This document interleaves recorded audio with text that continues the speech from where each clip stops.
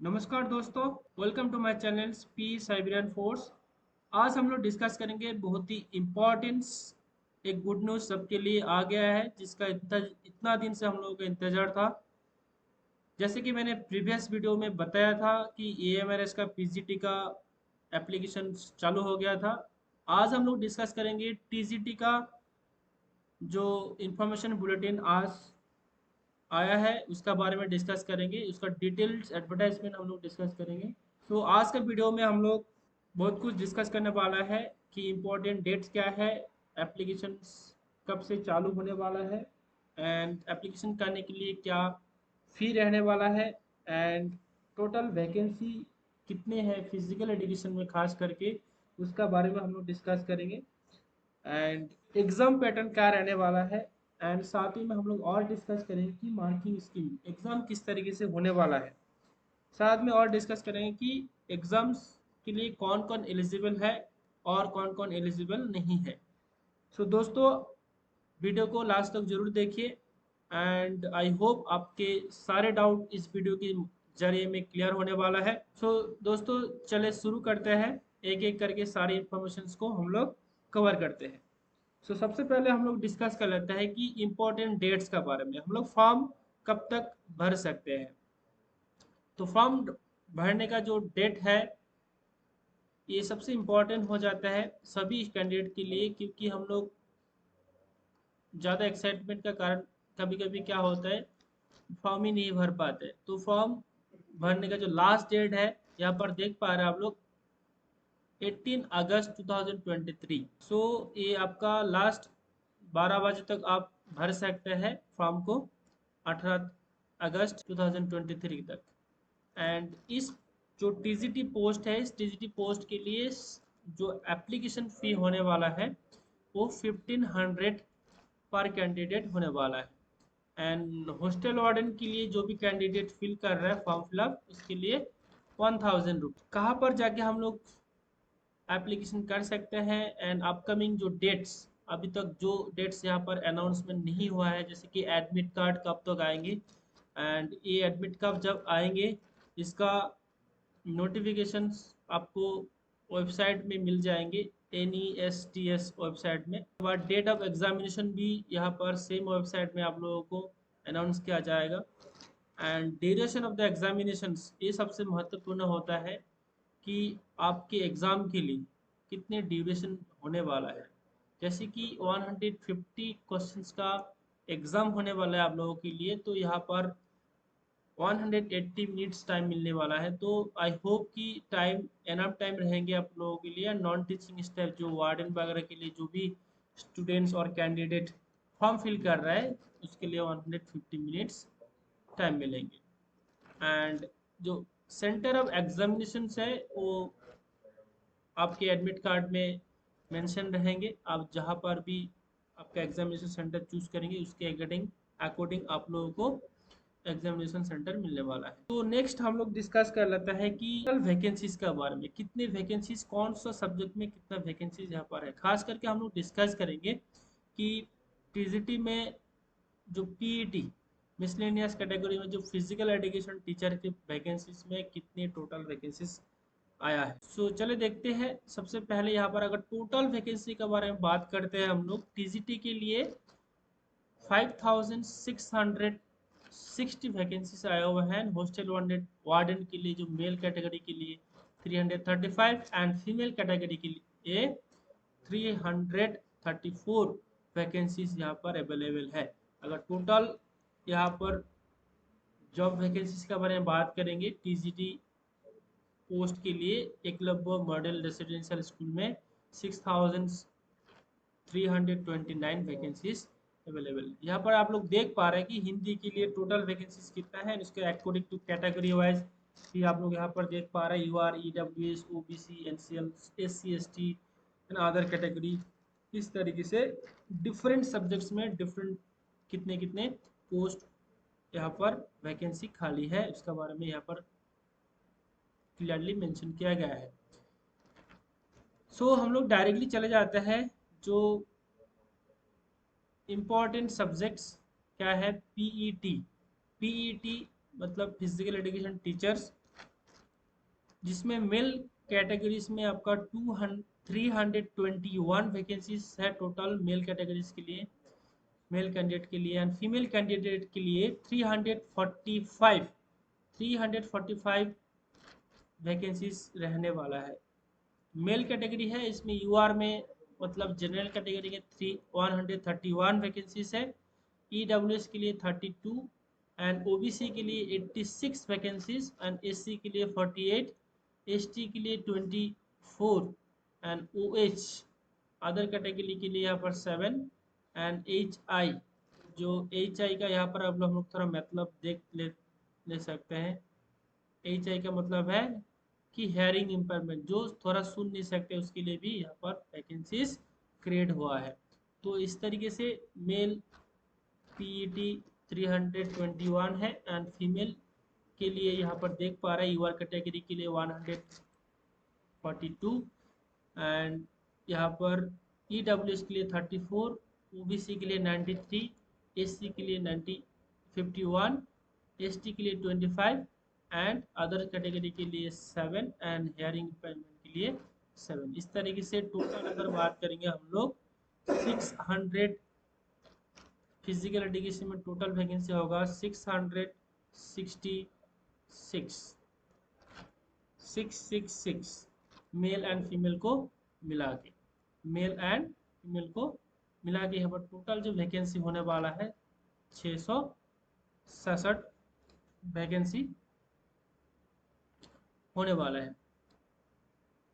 अभी हम लोग डिस्कस कर लेते हैं कि इस पोस्ट के लिए जो सैलरी स्केल क्या होने वाला है। जैसे कि ऐसे तो जो टीजीटी लेवल के लिए जो भी सब्जेक्ट दूसरे सब्जेक्ट के लिए इसका पे लेवल 7 होने वाला है, इसका सैलरी 40,900 से लेके 1,42,400 होने वाला है।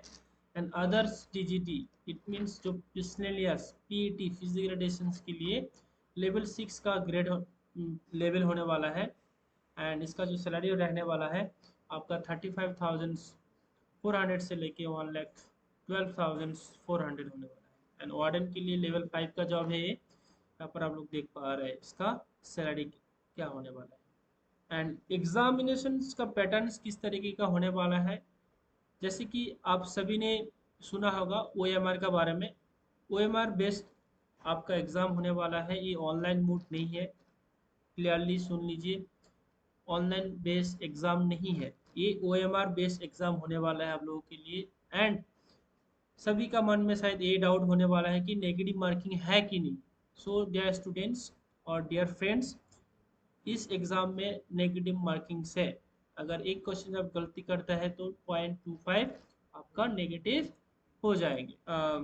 यहाँ पर हम लोग अभी देख लेते हैं क्वेश्चन किस पैटर्न में होगा, कितने मार्क्स का यहाँ पर एग्ज़ाम होने वाला है। देखो यहाँ पर जो एग्ज़ाम ऑब्जेक्टिव टाइप का होगा, एक 120 marks and language competency test के लिए आपका 30 मार्क्स। तो इस नंबर डिविजन किस तरीके से यहाँ पर हम लोग इस टेबल के माध्यम से हम लोग आराम से इस चीज़ को समझ सकते हैं। यहाँ पर देख सकते हैं हम लोग इस जो पहला कॉलम है इसमें पार्ट लिखा हुआ है, सेकेंड कॉलम में कंपोनेंट ऑफ द टेस्ट, मतलब किस चीज़ का बारे में आपको टेस्ट किया जाएगा, एंड नंबर ऑफ क्वेश्चंस, अब कितने कंपोनेंट्स में कितने क्वेश्चन रहेंगे एंड टोटल मार्क्स क्या रहेंगे उसके बाद, एंड टोटल ड्यूरेशन आपका क्या होगा, सारी चीज़ यहाँ पर मेंशन किया गया है। फॉर योर काइंड इन्फॉर्मेशन यहाँ पर 6 पार्ट है, कितना पार्ट है 6 पार्ट। 6 पार्ट में से जो पहला पार्ट है, पहला पार्ट में आपका जनरल अवेयरनेस पढ़ना पड़ेगा आपको। जनरल अवेयरनेस में आपका करंट अफेयर्स भी इंक्लूडेड रहते हैं। तो 10 number of question and total marks 10 रहेंगे इसके, मतलब इस question 1 marks and reasoning ability के लिए 10 मार्क्स। इसका डिटेल सिलेबस अभी नहीं आया है, अगर आ जाएंगे तो मैं आप लोगों को अपडेट कर दूंगा। सो यहाँ पर नॉलेज ऑफ आईसीटी है का 10 क्वेश्चंस 10 मार्क्स। पार्ट 4 में देखिए टीचिंग एप्टीट्यूड का 10 मार्क्स 10 क्वेश्चंस। उसके बाद ये सबसे इम्पोर्टेंट चीज़ आपको समझना बहुत इम्पोर्टेंस हो जाता है कि subject specific syllabus. Subject specific syllabus it means यहाँ पर फिजिकल एजुकेशन के बारे में बात किया गया है, या दूसरा कोई सब्जेक्ट के बारे में कोई स्टडी कर रहा है, जैसे हिस्ट्री जियोग्राफी हो गया, तो उसमें भी संस्कृत हिंदी, तो उसके लिए अलग सिलेबस होता है। तो सब्जेक्ट से रिगार्डिंग आपका 65 क्वेश्चन होगा, 65 मार्क्स का। एंड यहाँ पर देखिए बी नंबर में बोला गया है कि आपको experimental activity based pedagogy and case study based questions, इसके रिगार्डिंग आपका 10 क्वेश्चंस 10 मार्क्स का रहेंगे। And NEP and Khelo India, feed India और similar program of the government of India, इसके रिगार्डिंग आपको 5 क्वेश्चंस मिलेंगे, जो 5 क्वेश्चन 5 मार्क्स कैरी करेंगे। तो इस तरीके से आपको टोटल 80 क्वेश्चंस 80 मार्क्स का रहने वाला है आपके एग्जाम में। I believe you understood all of you. 5 plus 10 plus 5, इस तरीके से 80 क्वेश्चंस। एंड ऊपर में हम लोग देखा कि यहाँ पर 4 पार्ट्स के लिए 40 क्वेश्चंस है ना। 80 प्लस 40 कितना हो रहा है, 120। तो 80 प्लस 40 120 आपके जो एग्जामिनेशंस होंगे, इसका जो कट ऑफ बनेंगे आउट ऑफ 120 बनेंगे, आउट ऑफ 120 में जितना आपको मिल रहा है। लेकिन सबसे इम्पॉर्टेंट एक चीज़ है क्या, कि जो पार्ट नंबर 6 है, इसमें तो आपका एग्जाम हो रहा है, आपका नॉलेज चेक इसमें हो रहा है, लेकिन आपको जो पार्ट नंबर 6 है, इसको भी क्वालिफाई करना क्या है, कंपलसरी है। क्या है, कंपलसरी। आपको ये जो पार्ट नंबर 6 भी आपको क्या करना पड़ेगा, क्लियर करना होगा। सेम एज एनवीएस, एनवीएस जो भी कैंडिडेट एनवीएस का एग्जाम दिया है, सेम उसी तरह का है। यहाँ पर आपको 3 सब्जेक्ट्स मिलेंगे, जिसमें आपका इंक्लूड रहेंगे एक रीजनल लैंग्वेज, साथ में हिंदी एंड इंग्लिश कंपलसरी। तो 3 सब्जेक्ट्स में 10 क्वेश्चन एंड 10 क्वेश्चन। सपोज आप का हिंदी एंड इंग्लिश तो है ही, साथ में आपको एक रीजनल लैंग्वेज भी क्या करना पड़ेगा, चूज करना पड़ेगा। एज एग्जाम्पल्स सपोज यहाँ पर बंगाली अगर कम्युनिटी से कोई बिलोंग करता है, तो उसको बंगाली चूज करना पड़ेगा।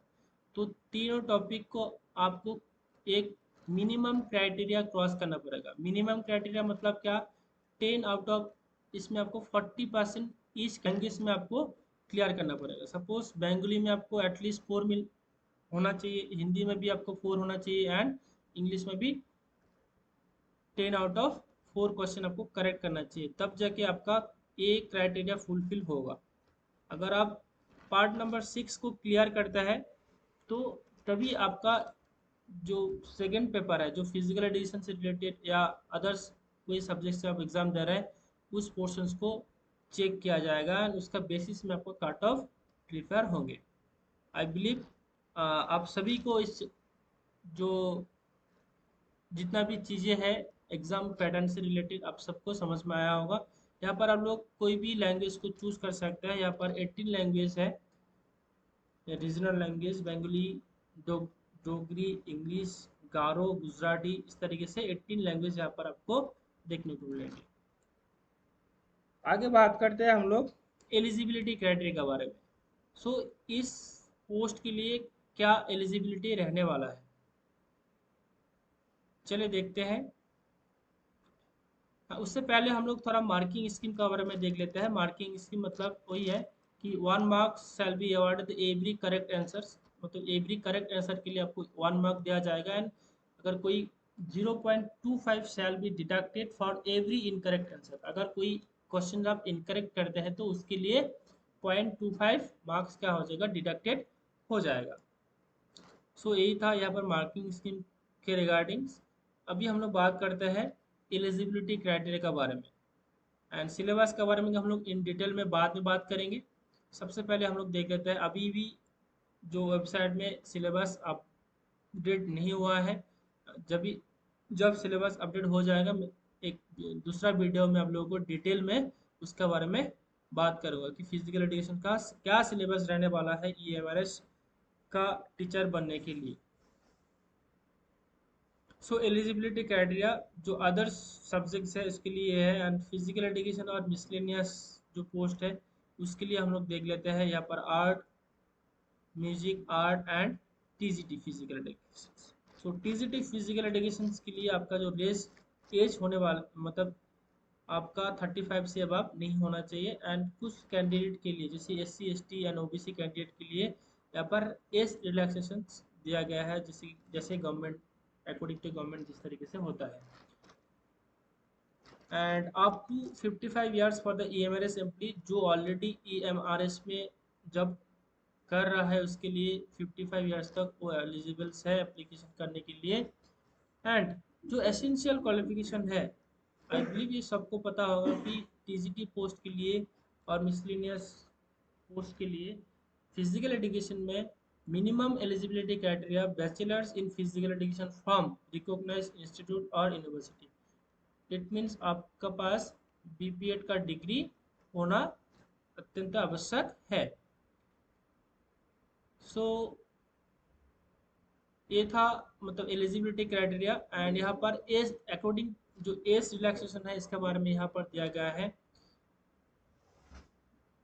सो माय डियर फ्रेंड्स, आज तक सो माय डियर फ्रेंड्स आज इतना ही हम लोग डिस्कस किया।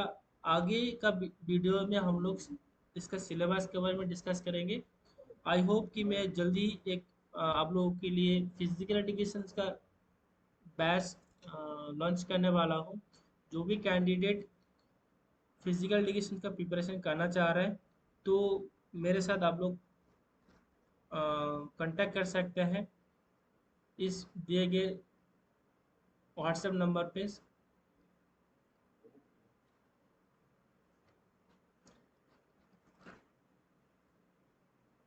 Okay, so thank you so much. आप अगर इस चैनल में नए हैं तो चैनल को सब्सक्राइब करके जरूर रखिए आगे आने वाले सभी अपडेट के लिए।